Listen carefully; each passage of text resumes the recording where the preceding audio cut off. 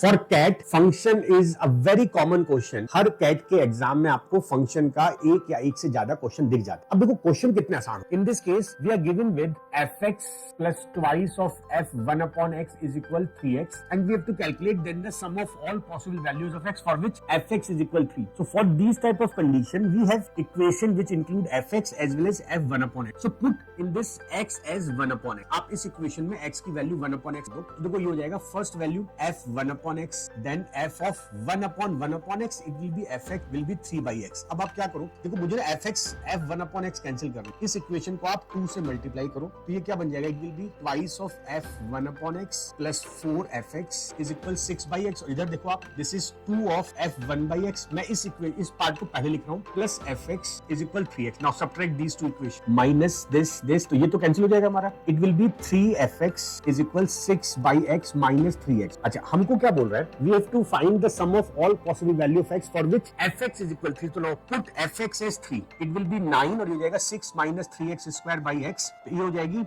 3x square plus 9x minus 6 will be 0. Now this is a quadratic equation in which we need value of x. तो sum of values, हमें sum of value चाहिए ना, मतलब alpha plus beta. x की दो values आएंगी, एक value alpha दूसरी बीटा, इनका सम क्या होगा -9/3 और आंसर हो जाएगा minus. Answer will be -3, fourth will be done. तो कैट 2024 में फंक्शन का एक ऐसा क्वेश्चन था जिसमें कि क्वाड्रेटिक इक्वेशन भी इंक्लूड की गई।